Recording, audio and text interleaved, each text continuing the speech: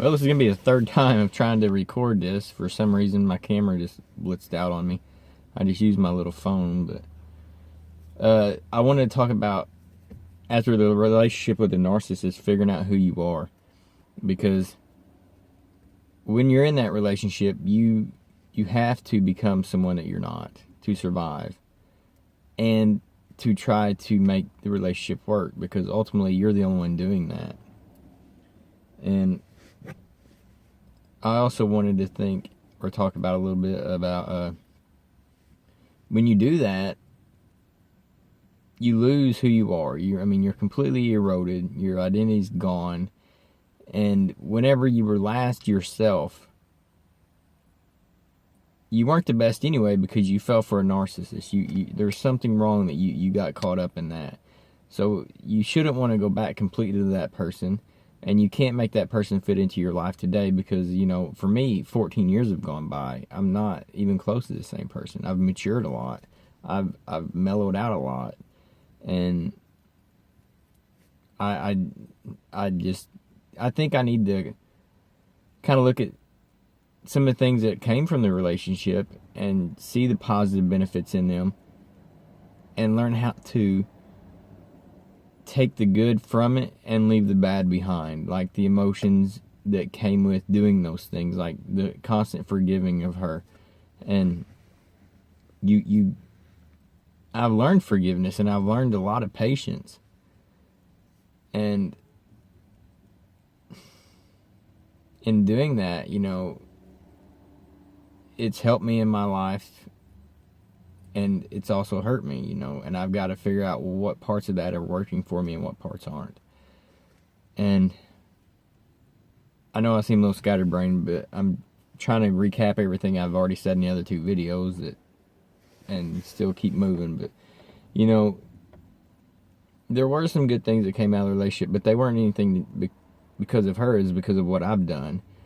And I need to realize, and I need to not realize it, because obviously I realize it, but I need to incorporate the knowing of what I did. I may have did it for her, but I was really doing it for myself, because I wanted to be loved. And I still want to be loved. And I know that's a part of me that I'm going to have to look at really closely, because that's what made me fall into a relationship like this. And there's just so many aspects of rediscovering who you are. Sure, you can be whatever you want to be. I can go out here and grow a mohawk, get gauges, and tat it up, and I'll still be the same guy inside. My outside image will be different, but there's nothing wrong with any of that. It's just figuring out what I find acceptable, because really it doesn't matter what the rest of the world thinks. And I just don't even know what part of me is me and what part of it was from the relationship. And it's going to take a lot of time to figure it out. And I'm starting to see some things that I like about myself, and I see some things that I need to change. Like, I'm not assertive enough. And that was one thing that she kept telling me all the time, that I was too bossy and too demanding. Well, you know what? I ran a company, and my own employees would tell me that I wasn't assertive enough and stuff like that. And clients and people like it. And when that's happening in your business, that's one thing that started making me think.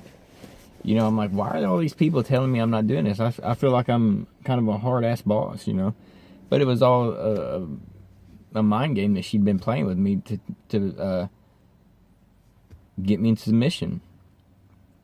But it's a long way out of it, I've been journaling. I do these video journals. I write some when I have time. I've been reading a lot. Been reading Eat, Pray, Love. But and it's actually pretty decent. It's a really good book. I liked the movie before. I wasn't ever allowed to watch it, but I liked the movie.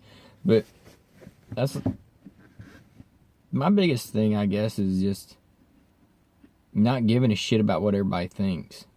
Because when I was raised up, I never wanted to hurt anybody's feelings. I still don't want to hurt anybody's feelings. I see no reason to hurt anybody's feelings. I don't like that. And I hate when I do it. I know I do it. We all do it, but I don't even know what point I'm trying to make here, if there is even one to be made, but I just felt like I need to get on here and say something for a minute about trying to figure out who you are, because it's a bitch of a job, man. It's as hard as trying to get over the narcissist. It's as hard as trying to put the rest of your life back together. It's hard as starting over with anything else. In fact, it's probably the key point. If you can't figure out who you are, then what direction do you go in your life? I don't know. All I know is I'm still moving forward. Just one step at a time. I'm doing my things. I keep watching videos. I keep reading. I keep talking to people. I keep trying to get myself more out in the world, because right now I really don't have any friends. It wasn't allowed or encouraged. I'll say it wasn't encouraged. It was definitely not encouraged. But I went from having a family of 8 down to just me and my daughter. The other one that was the scapegoat. And it's a big adjustment there, because I am just a true blue family man. I really am. I know that. I don't want to change that about myself. I love my family to death. But I know that there's a part of me that needs to love me as much as I love my family. So, just something to think about.